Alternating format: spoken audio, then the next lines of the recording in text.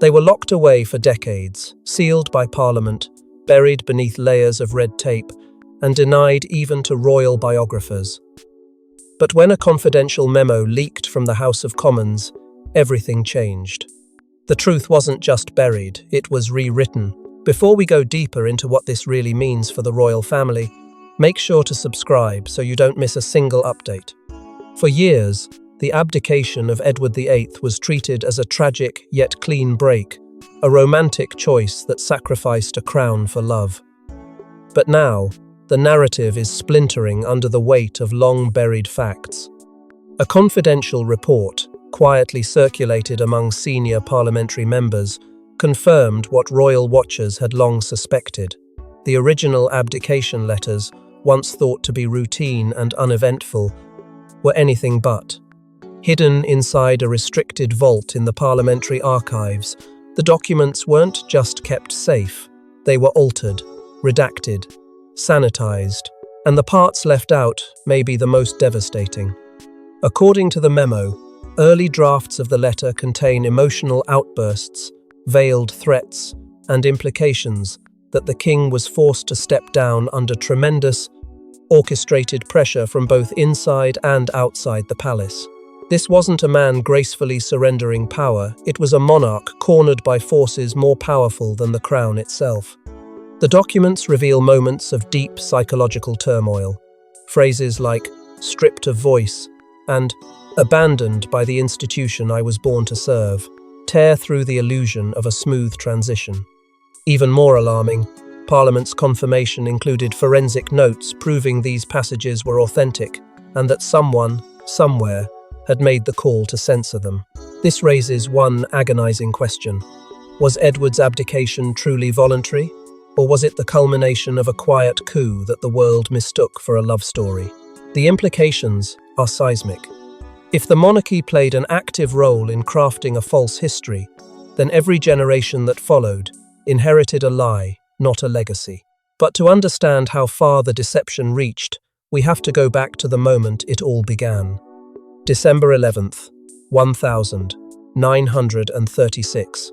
Edward VIII became the first British monarch to willingly relinquish the throne. But what the public didn't hear were the words that were never meant to be broadcast. The speech that echoed across radio waves was calm, composed, and full of carefully chosen words crafted not by Edward's own hand, but by senior government officials desperate to preserve the illusion of order. To the world, he abdicated for love. But the letters he wrote in the weeks leading up to that moment tell a vastly different story. Buried behind the veil of statecraft were fragments of a man unraveling under unbearable pressure. One private letter, never published in his lifetime, begins with the chilling words, "They've already chosen my replacement. My presence here is ceremonial at best." A crown in name, not in power. It spoke of betrayal, of a family that turned cold, and of a system that no longer recognized him as sovereign.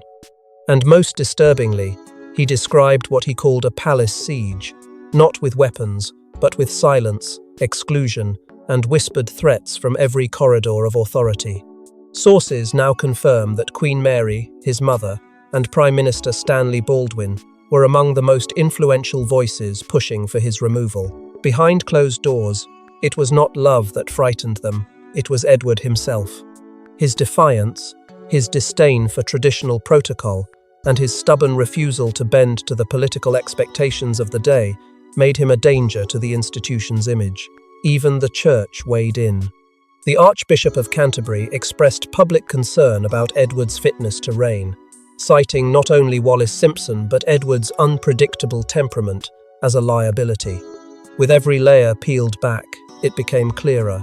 He wasn't stepping down freely, he was being cornered, his abdication orchestrated like a stage-managed downfall.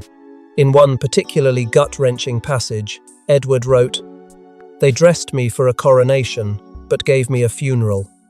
It was a confession of identity, lost, of a man watching his legacy dismantled brick by brick. The pain, the confusion, and the betrayal weren't things the monarchy wanted the world to see, but Edward had written them anyway, in longhand, in solitude, with the desperation of someone watching his entire existence collapse. These were not the writings of a man liberated by love. They were the cries of someone stripped of power and dignity by forces claiming to act in the nation's best interest. Yet it wasn't just the monarchy forcing his hand, another powerful force was tightening the noose. She was painted as the villain, a twice-divorced American who ensnared a king. But new evidence reveals Wallis Simpson may have been more victim than mastermind, and she knew too much. From the beginning, Wallis Simpson was cast as the perfect scapegoat, a foreigner, a divorcee, and a woman who didn't fit the mold of a royal consort. She became the face of a constitutional crisis, the excuse for Edward's downfall.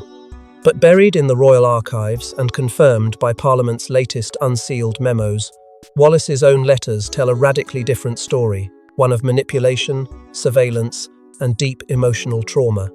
In private correspondence to a close friend in Paris, Wallis confessed to feeling hunted.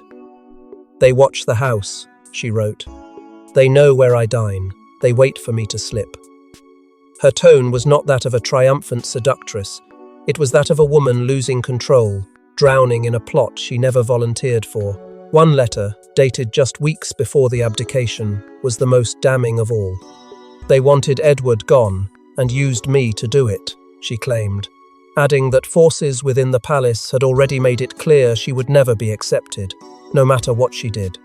Surveillance documents released in the same parliamentary report reveal that Wallis had been under watch long before the public even knew her name. The Home Office maintained a full dossier on her movements, conversations, associates, everything. The narrative of a love story spiraling out of control was easier to sell than the reality, a campaign designed to corner Edward and smear Wallis beyond redemption.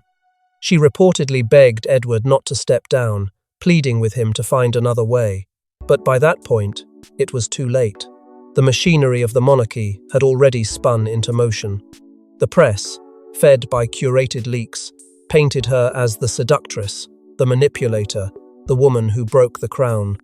But the internal communications now paint a startling picture of a woman deliberately villainized to justify a decision already made behind the scenes. It wasn't just convenient, it was strategic. Make the public hate her, and they'd forgive the institution. And perhaps the most haunting detail of all, Wallis's final wish, according to one of her house staff, was never to be buried beside Edward. "They took everything from me," she once whispered. "Even him." Her legacy, built on scandal and whispered curses, now cracks under the weight of truth. She wasn't the snake in the garden, she was the bait, tossed into a pit far deeper than she could have ever imagined. But while Edward and Wallis were vilified in exile, a different kind of battle was unfolding inside the palace walls. He trusted his blood.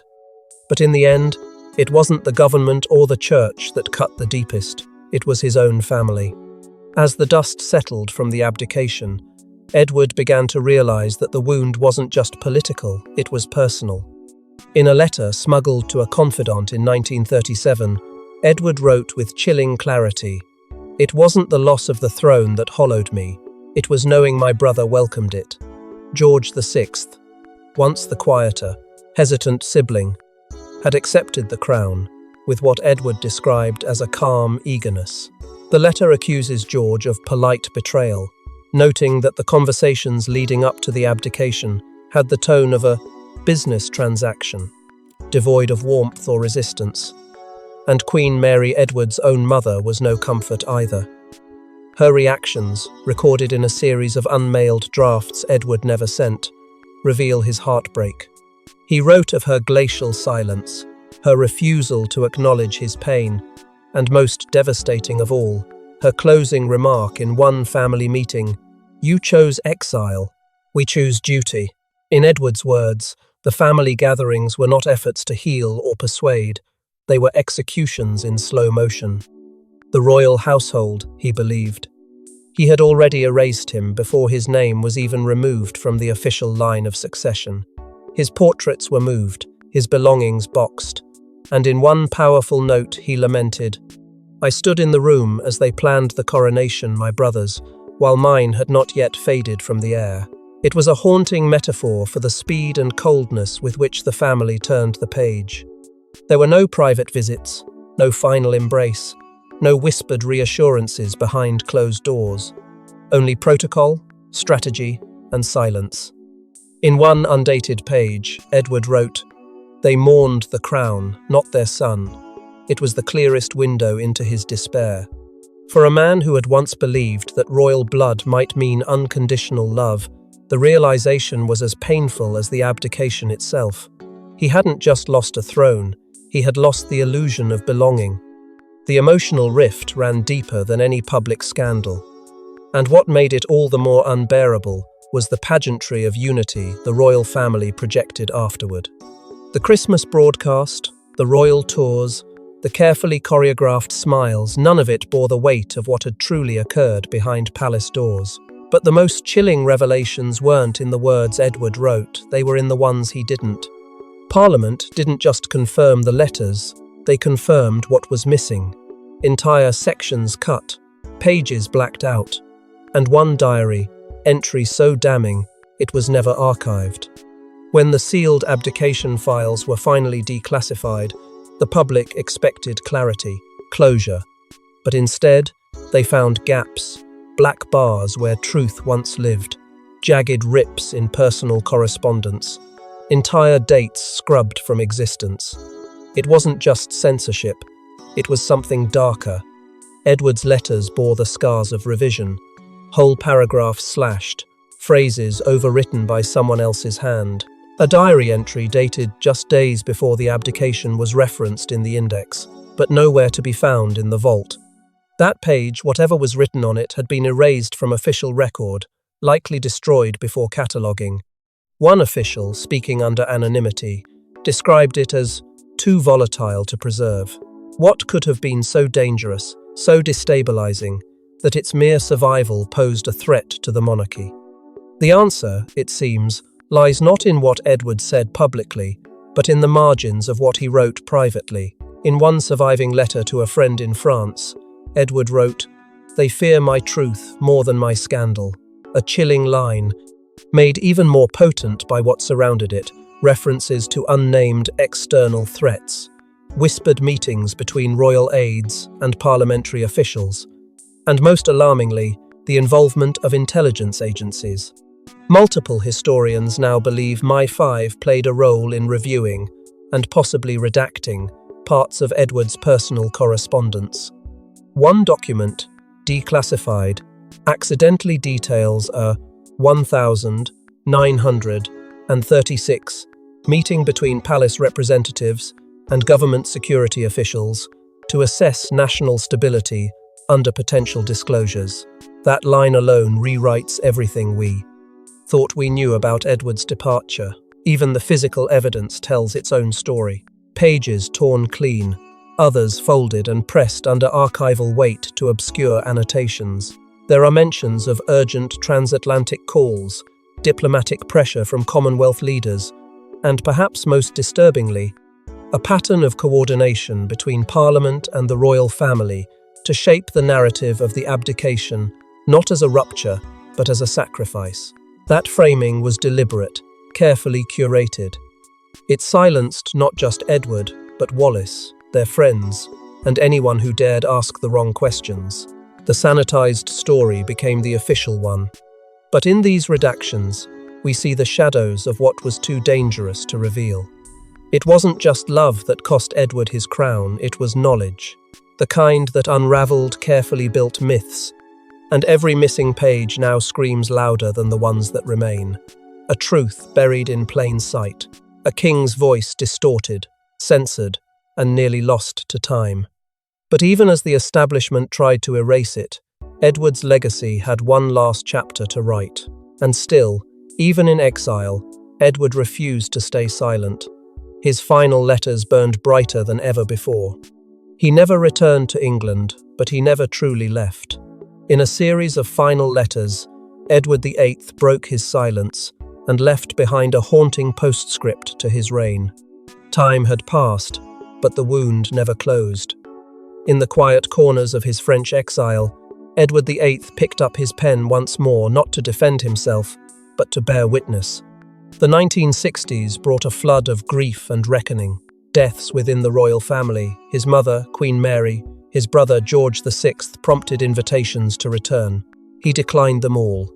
And not out of pride, but from pain. In one letter he confided, "To attend would be to legitimize the distance they placed between us." That distance wasn't just physical, it was spiritual. He watched from afar as the monarchy marched on, erasing his place in its tapestry, pretending the abdicated king had never existed. But Edward was not done speaking.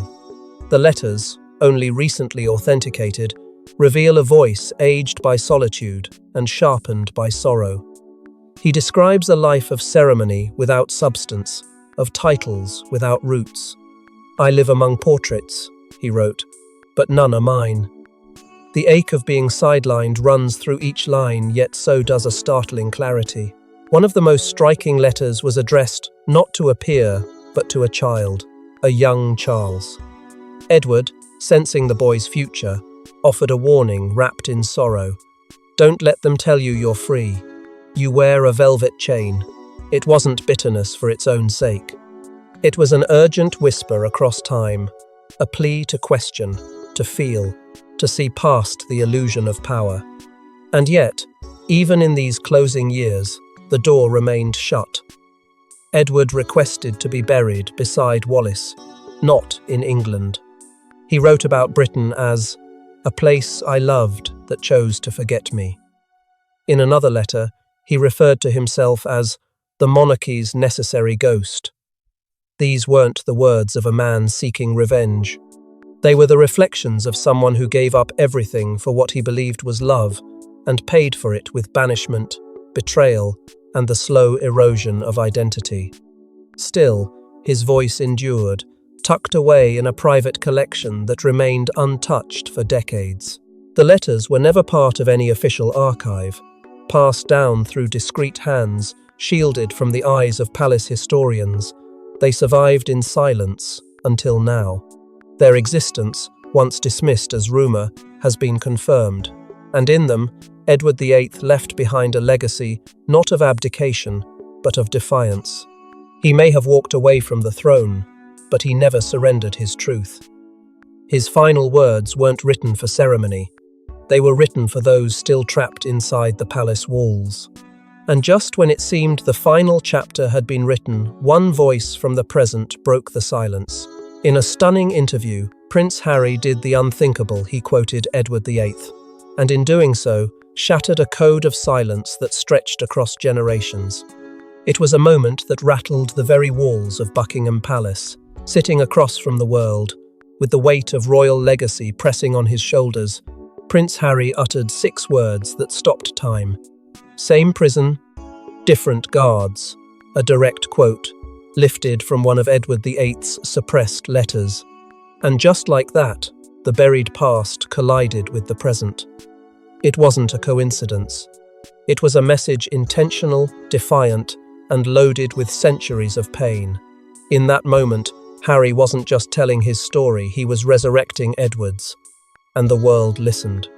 Almost instantly, the public drew chilling parallels between the former king who left for love and the modern prince who walked away for freedom. Royal commentators scrambled to control the narrative, but the storm had already begun.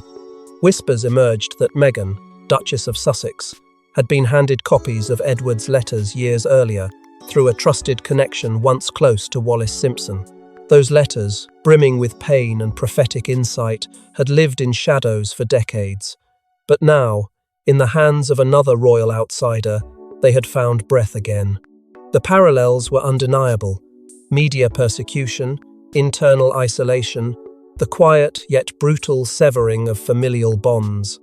Royal historians, once cautious in drawing comparisons, began to speak more openly. "The echoes," one said, "are too striking to ignore. 2 men born into privilege, both smothered by duty. Both punished for loving women the establishment couldn't control. Both accused of betrayal for choosing authenticity over obedience. And both, ultimately, branded as the villains in their own escape stories." Yet in Harry's case, the script flipped. He wasn't waiting to be rewritten, he was writing back. And Edward's words were the ink.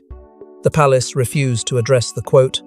No clarification, no denial, just a curt no comment that only deepened the intrigue. It was silence, not of ignorance, but of fear. Because to acknowledge the quote would be to acknowledge the pattern, and to acknowledge the pattern would be to admit the institution had never truly changed. History repeats itself, Harry warned, when no one listens. It wasn't just a statement, it was a challenge. The past was no longer a closed chapter, it was a burning page, placed right at the monarchy's doorstep. Edward's letters, once sealed and silenced, now danced across headlines, stirring a public ready to question everything. And Harry's voice became the bridge between eras, daring to say aloud what generations had been taught to bury. Edward's exile had echoed for decades, unheard, until now. And now, with Parliament's confirmation, history isn't just repeating, it's demanding justice. For the first time, elected officials stood in the chamber and spoke openly about deception, censorship, and a monarchy that buried its own. The House of Commons echoed with an unease that hadn't been felt in decades. It was no longer whispers in private rooms or carefully curated footnotes in historical records. This was Parliament, on record, confronting one of the monarchy's deepest, darkest wounds.